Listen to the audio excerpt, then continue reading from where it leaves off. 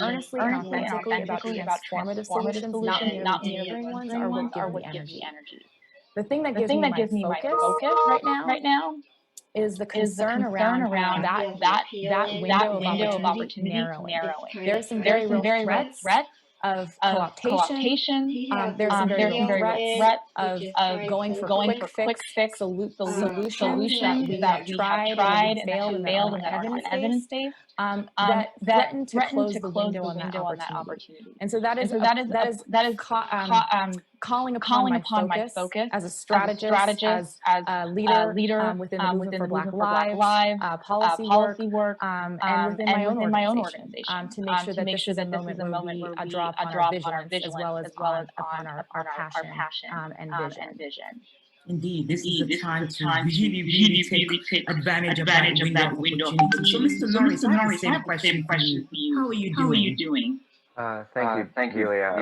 Appreciate the question, and also appreciate the opportunity to be on such an esteemed panel. Um, I am sitting with a lot, as I'm sure all of us are. I am recognizing that I have my own set of privileges as a light-skinned African American male who has a job in this moment. I'm thinking also about my father, who's 69 years old, darker skinned African American male who works at the juvenile hall, cleaning the juvenile hall. And as we know, and we'll talk about, prisons were public health crises prior to COVID, and he was taking time off, trying to kind of avoid going back to work for as long as he could. Then he started to go back to work, and then I had a different fear, which was the fact that our sheriff, the Alameda County Sheriff, declared a curfew, which thankfully has since been rescinded. But I was thinking about him going to and from work, thinking about being worried about him at work, thinking about him driving home from work. And these are the kind of ever present threats of death that we're dealing with and have been dealing with since the founding of this country. And so COVID-19 is an exposure to the roots of this country in ways that, as Gina said, I think and hope and believe that we can transform this country and have it be about some of the values that were proclaimed in its founding. Thank you for Thank that you for that response, response, Mr. Norris. Mr. Norris. And Miss And Miss Sophia, Sophia, how are you how are doing, you ma'am? doing, How are ma'am? you? How are you? Well, first, First, like my fellow panelists, I am I very am very thankful to thankful be to able be to able to participate participate in this in this conversation. conversation. It's not It's not often that you often have that you have this this esteemed esteemed collection collection of Black of Black brilliance together, brilliance so together. I'm So I'm glad that we glad can that do we can this. do this. I I am am in the in the boxing ring, boxing ring, while also while dealing also with the dealing with reality the that I reality lost that a I lost a sister sister recently to recently to COVID-19. COVID-19. That was not That an was not an easy thing easy to thing to navigate. navigate. But at the But at same the same time, time, the the grief grief and and challenges challenges that that the the family family members members that that our our organization, Alliance organization for Alliance Families for for Families for Justice, Justice serves, serves and the and people the who are people who are incarcerated, incarcerated, their grief their grief and and strife strife is is much more much more than mine on a than mine on personal a level. personal level. As As everyone else has everyone else said, has the said, the challenges challenges that the that people the we people we serve serve face face long long preceded preceded COVID-19, COVID-19, and and the the pandemic pandemic has has only only increased the increased the demands demands on the on work the that we work have that to we have do. to do. I thought I that I thought that I understood what it understood meant what to it work meant to work 24/7, 24/7, 365, 365, but now I've but now I've quadrupled all of quadrupled those all of numbers. I those won't try numbers. to I do won't the try to math do because the I'll math because fail. I'll fail. But we've But been in we've the been in the trenches trenches around the clock trying to trying to address address those those concerns. concerns. Um, Um, as as happened across happened the across the country, country, New York suspended suspended in-person in-person visiting visiting for family for members family back on members back March on March 13th. 13th. And that's And that's meant that our meant that family our members family haven't members been able haven't to been see able their to see loved their ones loved ones for for several several months. months. And the reason I And the said reason that I I'm in said the that I'm in the boxing boxing ring ring with several different opponents is that about a week and a half ago, the Department of Corrections and Community Supervision here in New York, called DOCS, announced that they weren't going to reopen visiting before the beginning of August, and only if all of New York State had transitioned, into phase 3 of reopening. And at that time, if it reopens, visits will be restricted to only 2 hours at a time, only two family members visiting, and people will not be allowed to touch their loved ones. This lit a spark across the state for our family members, and our organization has been besieged with emails, texts, and phone calls from family members around the state expressing their outrage. So at the same time we're in the boxing ring, I'm inspired by the fact that our family members who generally are marginalized and dismissed and not heard are fired up and ready to fight back, despite the concerns about COVID-19 and the reality that of the 25,000 people in New York State who died from COVID-19, the overwhelming majority of those deaths have been experienced by Black and Latinx communities. But our families are not backing down, and I'm encouraged by that. So I always say our main goal is to transform pain into power. And as Gina said, I agree with her totally. It's a special moment, and we have to, as they used to say back when I was in my 20s, seize the time. Thank you so much, Ms. Elijah, and on behalf of everyone watching and listening, we just want to extend our sincere, heartfelt condolence to you and your family on the loss of your sister. I remember when it happened, you're one of the strongest women I know, and so I'm grateful for you and for the strength that you've displayed even through very difficult times. So let me ask this. You say that a phrase that you talked about that we transform pain into power. Ms. James, I go back to you. What are some of the challenges for incarcerated persons during this COVID-19, and how do these reveal the larger long-term issues raised by incarceration in general?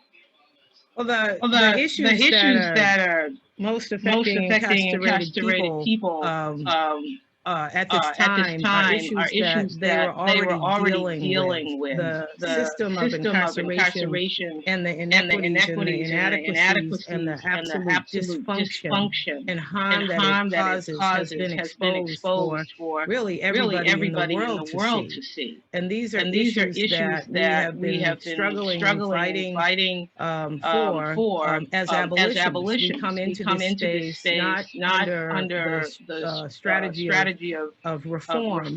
We come into this work as women who know what it's like to live on a prison bunk, to know what it's like to be separated from our children, to know what it's like to see the generational harm and economic and familial disruption that has caused because we have decided to use prisons and jails and carceral systems in place of helping people and investing in communities that we have decided instead to pretty much disappear. And so we come into this space from a place of abolition, saying that yes, we do. We know what it's like to live in a prison. We know the harm that it causes. Even before a crisis, a pandemic like COVID, we say that there was the pandemic of prisons. And so it's very difficult to try and even begin to describe to people what it's like on a normal regular day in a prison or at 3 o'clock in the morning to hear the cries, the gut-wrenching cries, the sobs of a woman on a prison bunk near you who is literally just devastated because she has not seen her children. Many women do not know where their children are. Many women are hearing news of harm that's being caused to their children, children who are being hurt in other ways. And so if you've ever had that experience, you would know how very difficult it is and why we work to end incarceration of women and girls. Now enter in, and women who haven't seen their children for 6, 7, 8, 9, 10 years. We have the Adoption Safe Family Act in this country that has decimated Black families in particular, separated permanently mothers from their children due to incarceration. And these things most people aren't even aware of. And now you add to, you usher into already that culture of incarceration, of causing further harm, of separating families, of disrupting communities economically and familially and culturally. And now you enter into that already difficult arena, this pandemic called COVID-19. Which now where it was already almost impossible, as you know and you will hear from families represented by Gina's organization and Sophia's organization, who already struggle to see their families, already struggle to travel miles and miles and to find the scarce resources to get babies to see their mothers and their fathers, to scrape up the money to afford phone calls, to scrape up the money to help to purchase canteen that's necessary. All of these things that are struggles already that people are enduring. And now COVID-19 has created a even further separation. Our prisons are locked down 23 and a half hours a day still. That we are afraid is going to become the new normal.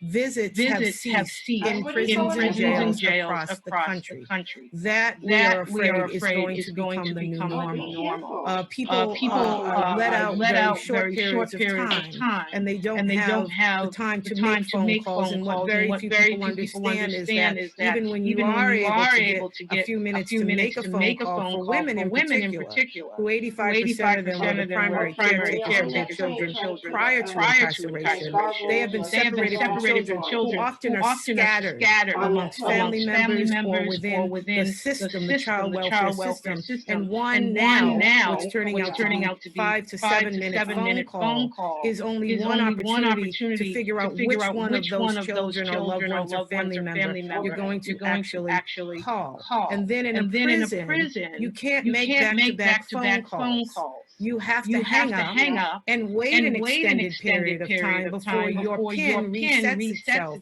so that you can call again. And so the window that is usually 30 minutes now, that people are let out of cells, that they're sharing, where there's no social distancing, and they're having to share with 2 or 3 other people. And to scramble to shower, to eat, to find resources, to get on a line, hope you get through the line before you have to go back into lockup, and then figure out how to communicate with your family is almost impossible. And so the levels of complexity of the lives of any incarcerated person are extreme prior to a pandemic like COVID, and then all of the things that have been implemented very ineffectively to address this pandemic has only made matters worse. Thank you so much. That is clearly indicative of the fact that the response to this crisis has been inadequate. And so, Ms. Clinton-Johnson, based on what you just heard Ms. James talk about and just how woeful the response has been, what does an inadequate response to the pandemic illustrate for us, and how does it relate to mass incarceration? Oh, I know we don't have enough time. we don't have enough time. But I think I'm just really sitting with what Andrea just shared, because it's real for people. And it hits here. And if you did not feel into that as she was speaking, then you need to check in with where your heart is. And if it's correctly placed in your body. And so for me, to answer your question, Delia, this is a moment where we feel in to what is happening to our people and to our neighbors and to our communities and ourselves and our collective body. And then we need to act, right? We need to be smart about the fact that this is not a moment where we are simply going to be asking for accountability, back-end accountability of bad apples, right? Like this prosecute killer cops is not the demand of this moment. Today in California, judges, the Judicial Council just rescinded their order to direct all the judges across the state, across our 58 counties, to put $0 bail into effect, which means that right now they are encouraging the incarceration of people simply because they do not have the money to pay, ensuring that this pandemic will cleave across socioeconomic lines and racial lines. And the reason why I say, I want to be really clear that these are the impacts, this is the pain, that you just heard Andrea talking about. But what feels important to me is to uplift the fact that there are people in positions making these decisions who have power to prevent Black death, who right now are making the wrong ones. Right? And there are a host of system actors that we as a general body of citizens, of people who live here and care need to start being attuning ourselves to and extending accountability beyond the most egregious quote bad apple within a department and look at the structures that have perpetuated and in fact encouraged the wholesale harm, sickening and death of millions of people. I'd also just like to say, for those, I know there are a lot of people in the audience here, and not everybody I think is as aware of what the pandemic of incarceration is. I mean, just basic facts, over 2.3 million people in cages in the United States. That was not always the case, right? We've seen a 500% increase of our incarcerated population over a 40-year period of time, and that has not in any way correlated with an increase in crime. We have seen huge amounts of money from the federal, local, and state bodies go into corrections, cages, cops, policing, and that sort of thing, from JAG programs and COPS programs federally to how we see budgets in cities and counties completely rework themselves so that over 50-60% of budgets are going to incarceration rather than going to mental health, rather than going to youth education development programs, rather than going to schools and parks and all the things that we know that keep us safe. And so I think that this is the moment to reimagine the possibilities. And what I want our loved ones inside to know right now is that we are fighting a fight to free not only them, but their children from the inevitability of harm at the hands of the system that is already set up, ready to go and rearing, to incarcerate that next body, to kill that next black person. And I'd also like to just uplift Tony McDade, who I know hasn't yet to be mentioned, but the death of black trans people is very real and is its own pandemic. And as we talk about Ahmaud Arbery, as we talk about Breonna Taylor, as we talk about George Floyd, we have to also uplift Tony McDade. But this is absolutely a crisis on top of a crisis. But it is being brought about. I think the point that I want people to leave with it is being brought about by decision makers who are people in positions that we must be vigilant about holding accountable in a much bigger sense than simply demanding somebody's conviction. Thank you so much, Gina. That is a good point in terms, excellent point in terms of the fact that this moment is bigger than just a conviction.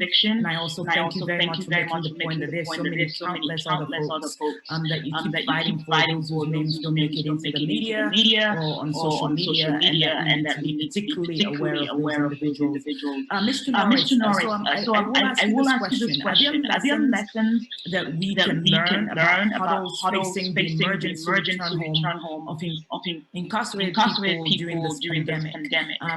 Gina said it's a pandemic within a pandemic. And what kind of how should this point us to the work that we need to do within the communities to which they are returning? Right on. Yeah, I first wanted just to lift up and build on the wisdom of Andrea and Gina and just appreciate them for really exposing, I think, the audience. And to me, the COVID-19 has been about exposure. The murder of Tony McDade, Breonna Taylor, Ahmaud Arbery, George Floyd, should be an exposure to each and everyone in this nation. This nation was founded in slavery and in genocide. And so much of the animating motto of the country in its founding centered around this idea that the only good Indian is a dead Indian. And that isn't just what we see today aren't just vestiges of that past. It is a continuation of that past. Here in California, we have and across the country really seen this idea of small government and limited government. But the reality is that motto should now really be understood as the only good government is a deaf government. Because that effectively is what neoliberals, neoconservatives are saying in their policies and their politics. And what do I mean by that? Here in California, before Ronald Reagan ran for president and started his campaign in Philadelphia, Mississippi, where civil rights leaders and activists were murdered. He was the governor of California. And we still feel the legacy of his governorship. Over the past 40 years, each time there's been a recession, everything has been cut except for policing and prison. Things that accelerate the morbidity and mortality of black and brown people. And so as Gina was lifting up, like in California, from 1980 to 2000, had 23 new prisons and just one new university. The lion's share of resources at the city level go to policing. Here in Alameda County, our county just gave $300 million to a sheriff's office that has retweeted the alt-right, that has hosted the Oath Keepers, that is responsible for the deaths of 30 plus people inside of his jail in the last 5 years alone. And so what I would ask folks to do is really understand that for our communities, there isn't a 911. The public health infrastructure is not existent in our communities. It is, if anything, a governance that is mediated through the fear of punishment and through the fear of death. And so we have seen some 3,000 deaths inside of California prisons. Just yesterday, a woman died inside of the California Institute for Women. And this is an ongoing crisis that has to be dealt with systemic and structural reform. In the 60s, we saw anti-colonial struggles around the world, and we participated. Though many of our ancestors, some of those who are elders participated that in that movement. It was called the Civil Rights Movement. It was called the Freedom Movement. We are still seeing that legacy today, and as we see statues around the world come down from King Leopold to Christopher Columbus to some of the Confederate generals, we know that a transformation is needed in this country. And so that means supporting people as they come home. That means, quite frankly, advocating to get them home now. That's some of the work that the Baker Center is doing, is really pushing the governor to let people out of prison, to let young people out of our juvenile hall and our probation camp, so that they not be ongoing public health crises and centers of public health crises, but we have an opportunity to actually heal from the harms that are in the past and in the present in this moment. Thank you so very much for that answer, Mr. Norris. And so before we open up the question session, or before we pivot to getting questions from the audience, Ms. Sophia, I do have a question for you. If you were to have a discussion with the Director of Corrections, for example, if you were to have audience with him, say the Director of Corrections in New York, for example, what would you say or what would you advise him should be their response to the current pandemic? Thank you for that question, Delia. It's quite possible they wouldn't want to talk to me, but that wouldn't keep me from talking for sure. I might start by suggesting that it would be time for him to polish up his resume and look for other employment, because we're coming to take that institution down. I might inform him that, or him or her, in New York it's a him, who actually I do talk to from time to time. I would probably inform him that it's a new day, that no longer are people in the streets and people in their living rooms hiding from the discussion about the underpinnings of racism in this country and how it's contributed to every inequity that we experience here. I would certainly focus on the fact that in New York and many other places, people who are incarcerated are not being uniformly tested for COVID-19, so that when they do come home, and about 95% of the people who are incarcerated do return to their communities, they're coming back to their communities not knowing whether or not they're infected with the virus, and whether or not they're going to infect their family members. I would challenge the Department of Corrections head about the fact that not enough people are being released in New York. Governor Cuomo has released not one soul as a result of any compassion tied to the fact that as many people have already acknowledged the prisons are a petri dish for this pandemic. I would inform him that it is a new day, and that reform, criminal justice reform should be off the table. Just like you couldn't reform slavery, you can't reform a racist criminal injustice system. And so that they've missed the decision makers have missed the opportunity to push for reforms. That now it's about taking it down, overhauling, and creating a better world that centers people as the most valuable natural resource in any country. No better place to start than in America, where we completely indicated our lack of valuing people and their lives, particularly the lives of the black and brown people in this country. I do want to say that the point that Jack is making really resonates with me. We've experienced the following in New York. We've had a reduction in prison population here from a high of 72,000 to now under 40,000. So you would expect with such a drastic drop in the number of people in the prisons, you would have a similar reduction in the number of people who are working in those facilities. However, those numbers have remained almost exactly the same. barely a reduction that can be noticed. You find the same thing with respect to the police departments throughout New York State. New York has enjoyed a 40% drop in the crime rate, and those are numbers that come from law enforcement. However, like we see in most states, the budgets for police continue to accelerate.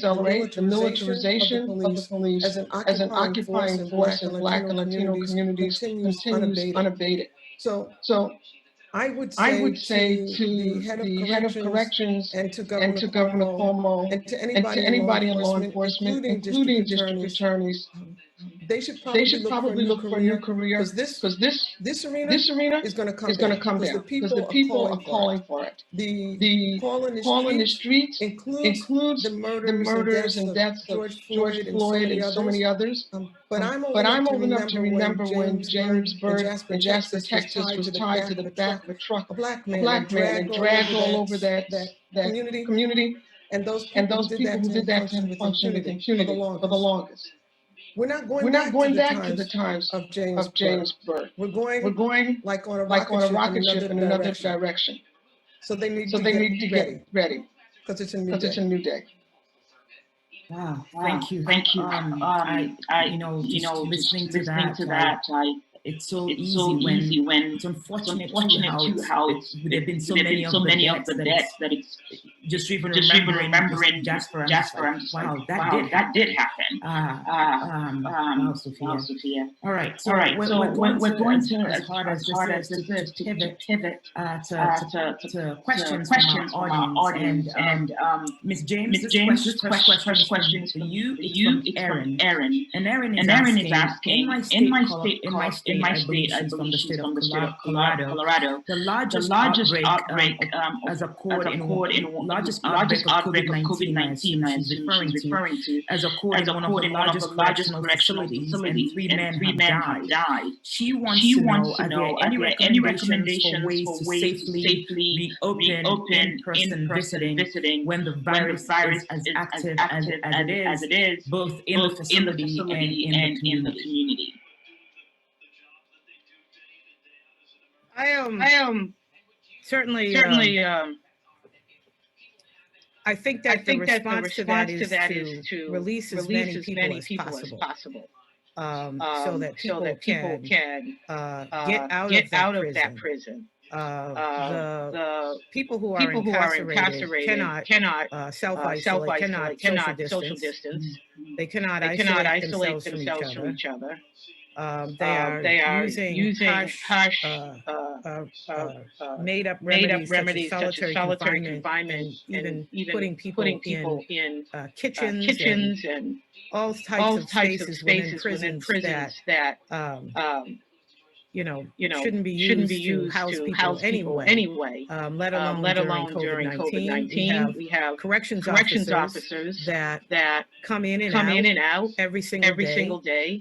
3 shifts, coming in and out, going back to their families. People should want to use this opportunity to immediately reduce the population as significantly as possible before we try and figure out what else to do in a prison where there is absolutely no opportunity. If I were incarcerated today, I would not want my children to be brought into that prison. I would not want to expose them to the prison at that time. I would feel very uncomfortable about doing that. We're desperate while we're incarcerated always to see our family members. And I don't think that they are going to release the restrictions on visiting anytime soon. I think that the answer and what we need to what I really am trying to say is that we have to shift the narrative.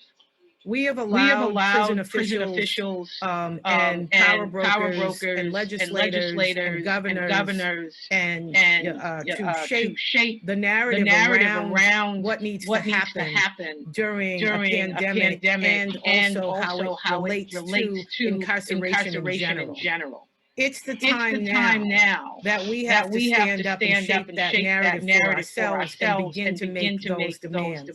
We need to get people out of prison. We need to stop allowing this false narrative of the fear mongering that has been perpetrated against us as a people, that has allowed mass incarceration and incarceration in general to exist in this country, and allow for the continuations of what we've just heard Sophia lay out for us in cities and states across the country. It is budget season, and we have seen this infusion over and over again of money, millions and millions of dollars. You talked about New York State, here in Massachusetts, where Harvard University is and where I live. The governor is proposing $40 million increase to the DOC, millions of more dollars, $50 million to build a new women's prison. We have one of the smallest incarceration population of women in the country. We can and are going to be a model of how to end incarceration of women and girls in this country. It is absurd. They just tucked in a stimulus bill, in a supplemental budget bill in Massachusetts, $95 million to purchase state police vehicles.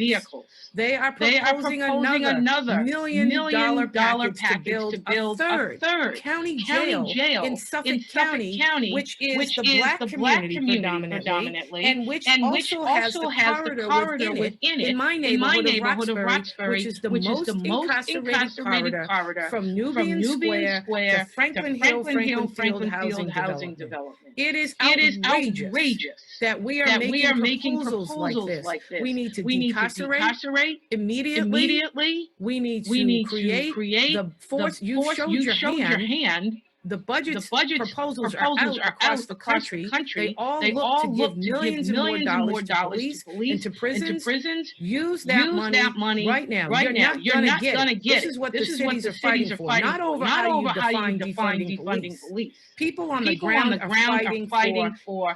We'll talk about that. We'll come to the table and we'll have all of those conversations with how you want to twist and turn words and defund or not fund or reform policing. What we want right now, and what should not stand in the way as you are going to develop a long-term strategy that will ultimately continue to give money to police to retrain them.